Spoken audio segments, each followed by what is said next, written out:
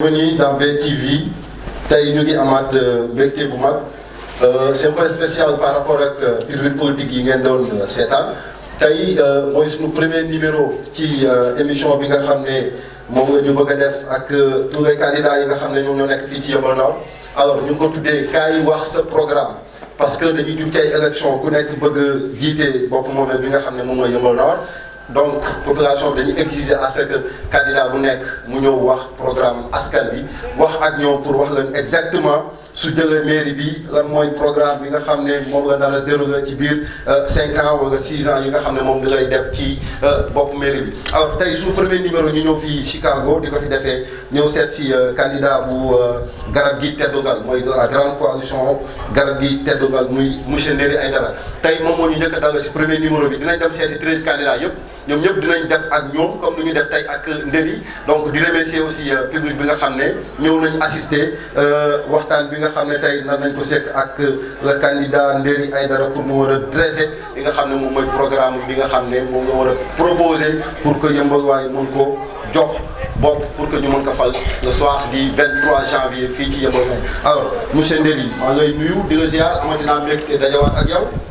waaw mais ñu ngi leen di delloo ziar di sant di gërëm public bi nga xamee ne moo ñëw tey. wuyu si pour nga yëkkati micro bi tuuti. donc di am kontaan encore une fois bi ngeen ñëwaatee aussi ñu dalal leen fii ci koñ bi di Chicago fas yéene waxtaan ak yéen ci programme yi nga xamee ne moom ngeen di teg di ko rafetlu trop nag. waaw d'accord merci Ndéri donc programme bi tey déjà nu mu nar a tëddee dinañ am peut-être benn artiste bu ñëw defal ñu benn prestation. donc suñu paree ci loolu aussi dinañu projeté tuuti réalisation yi nga xam ne nekk ko maire mais gis nañ nga def ko ñu nga ciy félicité bu baax a baax après ça dinañu peut-être jox public bi benn wala ñaari nit suñu amee question par rapport ak yow ñu poser la question bi sinon après bon man ak yow on va faire face à face ma poser la ay question nga tontu ma ci donc sans plus tarder d'abord dañuy njëkk a dugg ci cursus bi jaar-jaar bi alors lan moo motivé Ndéri Aïdara pour que mu def politique donc mu ñëwaat ci depuis kañ nga commencé dugg ci politique alors est-ce que mën nga ñëw ci depuis quand. waaw je pense que avant tout d'abord on est des acteurs de développement. Oui. Parce que je pense que étant jeune on avait créé une association dénommée ADI donc association pour le développement de Yeumbeul et ñu créé woon ko nag bu ñu gënee nekk ndaw doon yëngu ci koñ bi rawatina nag activités yi nga xamee ne moom la njëkk def mooy sensibilisation sur les drogues. yàlla jàppale nañu tamit wax dëgg yàlla ñu am ci ay raaya yu bëri di def aussi tamit ay activités sur la santé sur l'éducation aussi parce que dañ doon faral saa yu école mosoon tëj aussi dañ doon organiser ay cours du soir yàlla jàppale ñu tamit ba en 2013 ñu am ay partenaires yoo xamee ne aussi ñoo ñu accompagner ci liggéey bi parce que je pense que continuité la. et depuis boobu ba léegi aussi ñu nekk ci di liggéey aussi ba am yenn réalisation yu bëri yu ñu fi jot def mais quand même aussi tamit sur le plan politique aussi on a cheminé parce que étant jeune fu ma njëkk commencé def politique ci benn mouvement dénommé Pour Wade je m'engage parce que bu ñu gënee nekk xale dañoo bëggoon Ablaye Wade. président Ablaye Wade et je pense que lu may wax aussi tamit xam nga ci dara. kon tey mën nañu wax ne. ci mouvement boobu lañ commencé def politique c'était vers les années 2007 2008 yàlla def aussi tamit ñu dugg ci instance PDS yi en 2012 ma jiite ndaw PDS yi nekk le secrétaire général de l'UJTL ba en 2014 aussi ma ñëw aussi nekk le coordonnateur du PDS au niveau de Yeumbeul Nord yàlla jàppale ñu tamit donc ñiy def politique di def politique ba histoire PDS bu mu amee aussi tamit donc ñu génn dem rejoindre le parti LDR Yeesal. waaw dama bëgg ñu taxaw foofu histoire PDF bu ñu amee ça veut dire quoi parce que amoon nga ci ay jafe-jafe yoo xam ne sax permettre na ci yenn affaire situation yi nga nekkoon alors est-ce que mën nga revenir ci jafe-jafe yi ak conditions yi nga xam ne moom nga génnee woon PDS. bon je pense que conditions yi moom comme nu ko ñëpp xamee rek parce que man ku ma xamoon ne j'étais un fervent militant du parti démocratique sénégalais. yàlla def aussi tamit ma jiite woon aussi tamit benn mouvement donc boo xamee ne aussi tamit dañ doon xeexal Karim Wade et c'est vrai que loolu aussi tamit loolu tamit bokk na ci ñi nga xamee ne tamit tey mën naa wax ne parcours bu ma am aussi tamit bon jotoon nañ ma emprisonné 2 mois ci ay protestations yoo xam ne dañ ko doon parce que dañ gisoon ne ci moment boobu aussi tamit arrestation bi nga xamee ne moom lañ defoon le président Karim Wade nekkuloon loo xamee ne lu jaadu la ñu nekkoon ci nag vraiment di xeex ba ñu organiser woon benn manifestation fii au niveau de Yeumbeul on nous avait arrêté donc jugé ñu tëj ñu 2 mois yàlla def aussi bu ñu génnee PDS aussi ñu continuer aussi suñu combat aussi ba ñu demee ba benn moment aussi tamit ñuy jëm ay élections locales ay élections présidentielles on avait un candidat c'était le frère Karim Wade mais bu ñu gisee ci moment yooyu régime bi nu mu doon di doxaleeg yooyu ñu xamoon ne jàppoon ne Karim Wade élection présidentielle yi franchement du dem donc ñu jotoon nag ci parti bi ne woon il va falloir que ñu ut un plan B mais c'était au temps yàlla def plan B boobu nag moo dem nag ba benn moment aussi tamit ñu génnee ñu PDS parce que dañu gisoon ne ci moment boobu waruloon am un plan B yàlla def nag xeex boobu nag ñu doon xeex ku ci mel ne man ku ci mel ne président Mbodiane Fada ku ci mel ne keneen ak keneen donc ñu ko doon xeex ci parti bi donc ñu mujj ñu nag sanctionné génne ñu ci parti bi ci lañ demee nag créer suñu parti et je pense que depuis boobu ba léegi ñu ngi ci militer aussi quoi di ci liggéey. wax nga ko donc ngeen génn ñëw ci mooy LDR Yeesal bu Modou Diagne Fada nga amoon ci ay responsabilités yoo xam ne ñun ñëpp xam nañ ko bu baax a baax tey fu Modou Diagne Fada Moussa taxaw wax ci département de Pikine day cité Ndéri Sophi teg keneen alors cër boobu noonu nga joxoon nan nga ko téye woon. waaw je pense que lu ma fi wax léegi rek parce que c'est pas que moom rek moo créé le parti bien vrai que moo jiite woon jiite le parti mais cër bi nga xamee ne moom la ma jox cër boobu fi nekk quoi ba léegi parce que xëy na du tey la ñu jug di commencer def politique xëy na nag le fait que ñu yàgg ci aussi am ci expérience aussi tamit nit ñi aussi tamit ànd ak ñun moo waraloon tamit à chaque fois heure buy jël exemple au niveau du département de Pikine dafay jël le cas de Yeumbeul Nord parce que dañ fi amoon benn taxawaay boo xamee ne wax dëgg yàlla du ma ne sax département de Pikine mais au niveau national vraiment ñu ngi doon bàyyi xel bu baax. DJ may ko son bi. ok.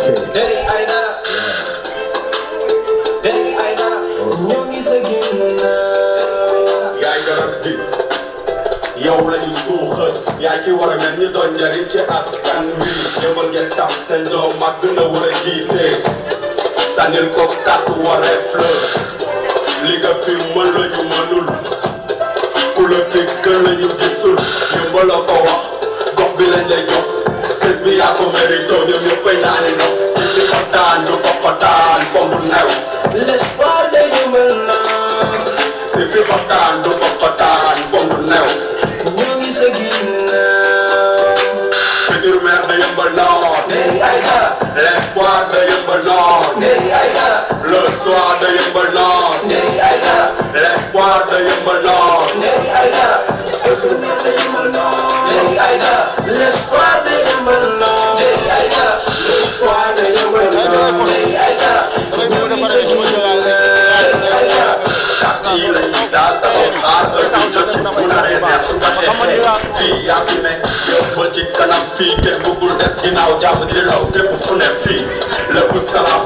bët di yanu waaye xam nga lu bopp attan nopp bay déglu jox xel mu sauvé bakkan kayit gu weex gi am garab gi way bu neri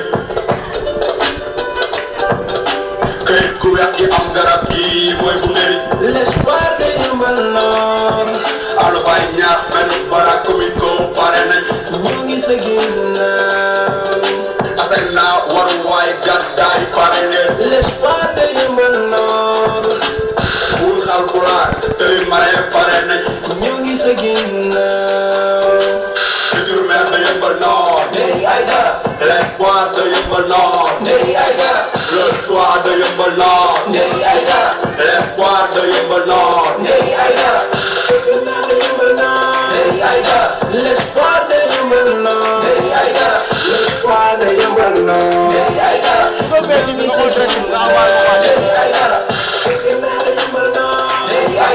l'espoir de Yeumbeul Nord l'espoir de Yeumbeul Nord ñu ngi sa ginnaaw ambulance bi ñu mayee fan yii la si maternité Yeumbeul une valeur de 35 millions. partenaire waa Ango Africa jox ñu ko ambulance boo xam ne médicalisée la ambulance balaa ngaa egg hôpital bu ñu lay évacuer dinañ def premier soin yëpp si biir balaa ngaa egg donc ñuy sant yàlla parce que yëmbal daf ko soxla woon. fii dañ demoon Aïnoumane si dem visiter groupement de femmes bu nekk ñoom ci buntu ndox mi lañ dëkk benn financement mosuñu ko jot mosuñu jot benn ndimbal donc ñun ñooy premier nit yu fa dugg financé leen xaalis ba pare jàppale leen ci dund bi ñuy dund ñoom pour seen zone pour nga dugg fa sax oto mbalit dugg fa sax dañuy am problème ndax seen mbalit dañoo obligé benn décharge bu nekk ci gannaaw fa lañ ko doon def. lii ay kit la kit moustiquaire yu ñu joxoon ñu nekk ci mbënd mi donc dafa àndoon ak saabu ak produit détergent ak ay moustiquaire ñu jox ko ñi nga xamante ni dañoo loru ci ndox mi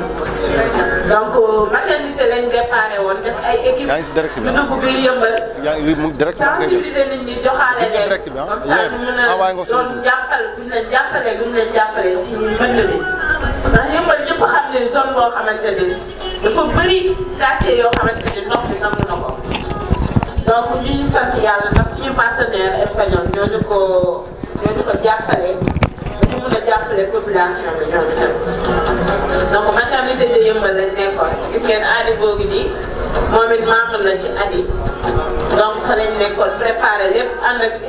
relais communautaire yi ñu dugg ci terrain bi distribuer ko kit yi presque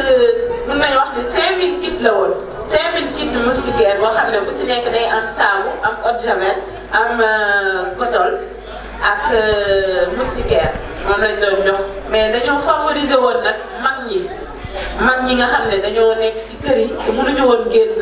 ñu leen di jox moustiquaire yi ñu mën di protéger wu contre yooyu ak yooyu donc voilà. toujours rek ñu ngi ci kitu moustiquaire yi lii dañoo organiser woon aussi parce que yéen a ngi gis benn bâche ci gannaaw buy wax protection des femmes et de l'enfant donc dañoo duggoon ci biir gox yi doon jàppale jigéen ñi aussi par rapport ak seen kaaraange normalement sa bâche bi dañoo defaroon ay farine améliorée jàppale xale yi nga xam ne dañoo xiiboon xale yi nga xam ne dañoo âgé de 0 à 5 ans xale yi nga xamante ni lekk bi ñuy lekk peut-être dafa des de telle sorte que xale yi pour ñu màgg day am problème yëmbal ñu détecté woon plus de 4000 xale yoo xamante ni dañoo am problème nekk ci quartier yëpp donc ñu defaral leen dugub boo xam ne dañ ko defaree dugub ak ñebbe ak mboq ñu mélangé loolu yëpp def ci gadege loolu composition boobu day tax ba xale bi bu koy lekk day mel ni ruy lañ koy def bu koy lekk xale bi day mujj taay am yaram donc ñu distribué ko woon xale yi yëmbal vraiment keroog maternité daf feesoon yàlla on n'a pas l'habitude de problème waaye dañoo tëggal jigéen ñi programme. oui. programme boo xamante ne dinañu permettre tey képp kuy jigéen nekk yëmbal dañuy teg benn say boo xamante ne di xàccandoo di dóorandoo tey bëgg nañu dem ba am autonomisation des femmes di créer ay unités de production dans tous les quartiers tey bu bàyyee ñëwoon tey dañoo soxla tey 4 tonnes cere wala 4 tonnes céréales ñun pare nañ pour produire ko di ko yóbbu international labelliser ko nga xam ne suñu produit tey de ce sera un produit fini boo xam ne dañ koy teg ci marché bi ba tey ku jóg mën cee jot mën ko jënd mën ko utiliser tey loolu lañ pare di def bu ñu paree ci loolu dañoo bëgg a créer benn centre social boo xamante ni dina permettre jigéen ñi ñuy mën ñoom ñëpp di teg seen produit foofu di ko jaay quel que soit le produit na doon produit boo xam ne ay jigéen ñu ko def di ko jaay ñu paree bëgg nañ fi def benn supermarché mais pourquoi pas ay Auchan Pikine Auchan feneen mais ñun dañoo porté loolu ñun waa réseau Andu Doolé dañ fi bëgg a def benn supermarché de grande style. su ngeen gagné. gagné ñàkk gagné. ok parce que ñun ci dynamique bi ñuy demee mooy ñun ñu am mairie ñàkk am mairie dañuy continuer suñu yoon. wax ma sa programme mu mairie soo gagné di nga def supermarché boo xam ne jigéen ñi nañ fa ñëw di exposer seen i marchandises. di créer ay foire. ok di créer foire surtout. foire yoo xamante ne dinañu gën a permettre tey buñ ko defee yëmbal noonu suba ñu dem Malika gannaaw suba ñu dem yëmbal sud gannaaw suba ñu dem Kër Massar mu dem ba law à l'international parce que dañoo bëgg suñu jigéen ñi ëllëg ku ci ne am sa passeport am sa billet di tukki international di yóbbu seen produit di jaay. mais xanaa fi amul ay jigéen ok alors yaakaar naa ne loolu am na solo trop su fekkee ne moom ngeen prévoir pour su ngeen jëlee mairie bi dangeen ko defal jigéen ñi je pense que jigéen ñi ñu ngay seetaan à travers BTV am na ñu fi toog aussi alors seen projet ci li nga xam ne moom mooy sport parce que gis nañ ne yëmbal manqué na infrastructure sportive alors lan ngeen ci nam ma def. awa di boo ma laajee damay sawar. parce que loolu bu ñu maire te bëgg fee tabax stade ñu ko ñu kon tey bu ñu doonee maire waxuma benn stade may ay stade la ñu wax. parce que dafa am loo xamante ni nee nañu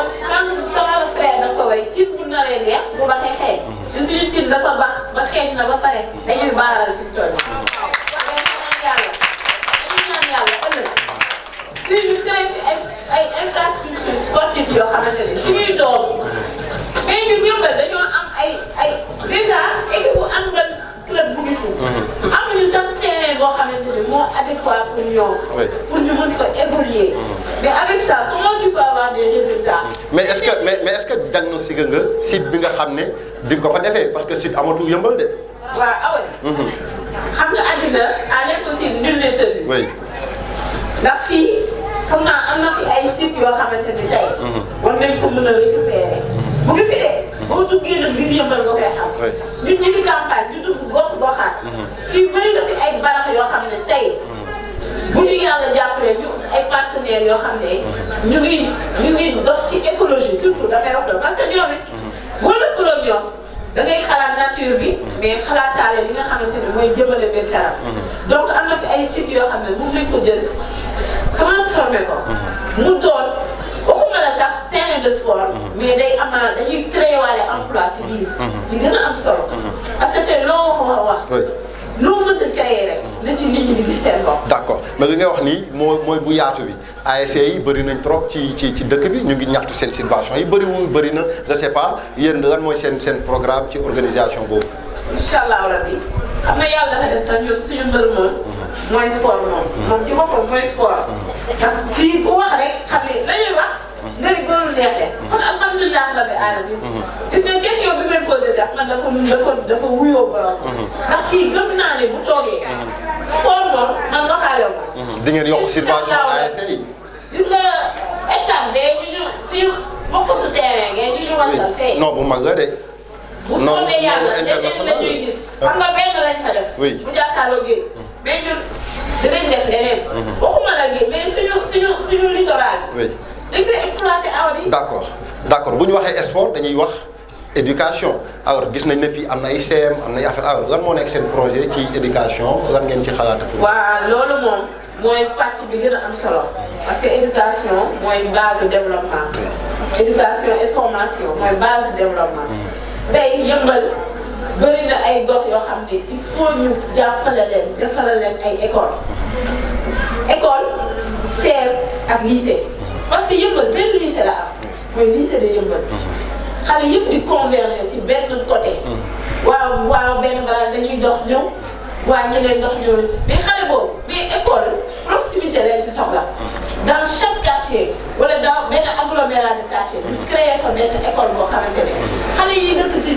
alentour bi dañuy dem accéder facilement dem jàngi delluwaat seen kër facilement parce que tey boo imaginer un élève qui quitte benn balaa il doit normalement se lever kon à 6 heures du matin pour se préparer dox nag ba dugg bi yëmbal mais xale boobu bu école am nekkoon près de chez lui ñu jël boobu tam donc su ma comprendre da nga ko bëgg a scinder à par zone bu nekk ngeen def fa benn lycée. war na mën a nekk. non waxuma war na mën a nekk. day nekk mooy seen programme daf ci bokk. ok ñooy suñu programme dañoo bëgg tey xale bu nekk parce que tey loo mënta wax bëri na ay xale yu yeewoo yëmbal seen scolarité li ko yàq soit éloignement bi la soit précarité la soit leneen ak leneen mais éloignement bi daf ci gën a am solo parce que tey xale bi nga xam ne bu jógee déjà maternelle a ngi à côté primaire école primaire a ngi à côté CM mu ngi à côté lycée mu ngi nekk à côté déjà xale bi teg nga ko ci condition yoo xam ne war na mën a dem jàng d'accord dootu amati lay pour bañ a jàng. d'accord suñu comprendre wax na ko mooy zone bu nekk dinañ fa ñoom def benn lycée boo xam ne ñi fa dëkkee dinañ fa mën di jàngee donc soo amee yooyu yëpp da ngay ut wér gi yaram alors ci santé bi lan moo si yooyu ci compétence yi nga xam ne moo war ñu transféré commune ci la bokk lan ngeen ci xalaat pour def. incha allah santé de moom suñu domaine de prédilection la. mais Marème lu wax nga ne seen domaine la. ah waaw waaw. ndax dañ fee def nag bilan. waaw tàccu leen Marème waaye. dañ fee def bilan de. ñun moom on a un bilan à présenter waxuma défendre à présenter. te nekkoo leen maire. 13 candidats yi. te nekkoo leen maire. déglu rek ma wax la. oui 13 candidats. ñun dañu ci naan kàcceet ñu teg suñu bilan wan leen ne leen ñun santé def nañu. sport def nañu. éducation def nañu. leneen ak leneen def nañu. oui di ko sant yàlla. ci santé nag man dama gëm ni déjà li ñu war a njëkk def mooy suñu hôpital bi il faut ñu utaat beneen ça veut dire que war nañu ko mën a joxaat gëdd. les gens doivent fréquenter structure hospitalière. parce que dafa des publicité. dafa des benn propagande boo xamante ni ci population bi la ñu war a dem wax leen ne nañu fréquenter seen hôpital. bu ko weesoo hôpital yi peut-être mën nañu wax ni dafa nekk ci benn zone. mais war nañu mën a yeneen créer yeneen structure yoo xam ne wala bu fa structure nekkee tamit du doole leen. lan ngeen xalaat ci ay poste de santé ay centre de santé est-ce que yéen a ngi xalaat pour tabaxaat yéen centre de santé yoo xamante ni hôpital bi déjà mun na nekk hôpital de niveau 3 par exemple. tey ñu dollil ko ay matériel de telle sorte que yow boo bëggee yenn analyse ou des trucs comme ça yow doo soxla diggaale beneen hôpital. mais na yem yëmbal. yëmbal dañoo war a xeex loo xamante ni looy soxla rek fii nga koy utee fii ngay def. te ci seen programme xalaat ngeen pour def ko ci. incha allahu rabbi. d'accord xëy na ñoom les acteurs culturels ñu si ëpp dañu gis ne fu ñu jëm aussi buñ demee bay tànn ki nga xamee ne moo fi nekkal askan bi moom la ñuy tànn moo tax aussi tamit donc ma koy nuyu aussi di ko remercier ci engagement bu mu am ba defal ma son bi wax dëgg yàlla te bu ko defee aussi tamit jeunesse yëmbal quoi la ko defal. mais dañuy gis ne yow da nga am affinité ak jeunesse bi lan mooy secret bi parce que jeune nga parce que da ngeen di côtoyer.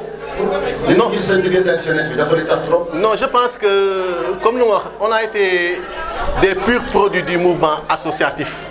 donc te ku ne mouvement associatif wax la jeunesse parce que ku jaar ci nawetaan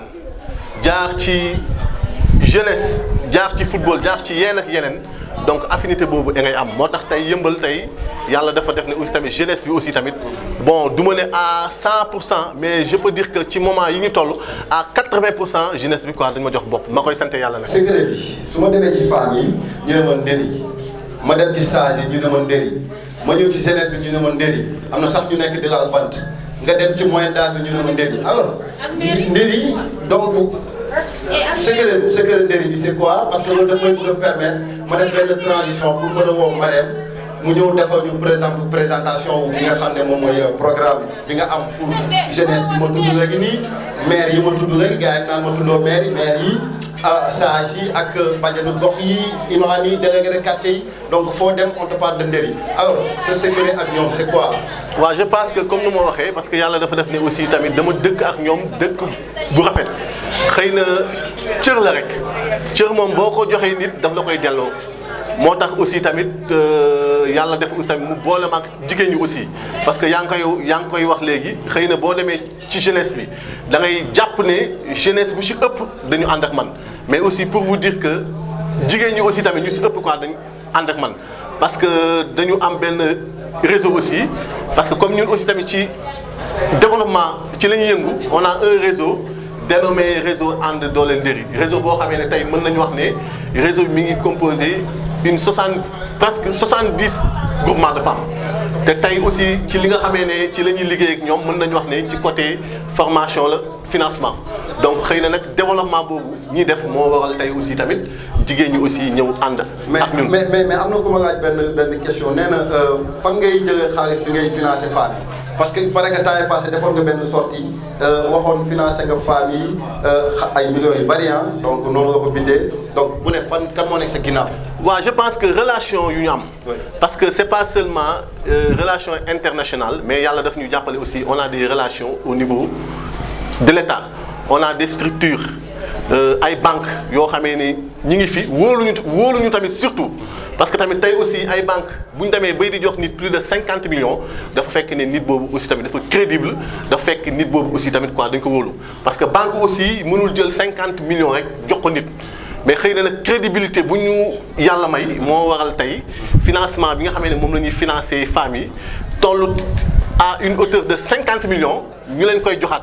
confiance boobu la donc pour ma wax la tamit aussi du question des relations internationales moom la ñu am mais au service de l'État aussi tamit yàlla boole nañu ak ay structures yoo xamee ne tey aussi ñoom ñoo ñuy jàppale. D'accord.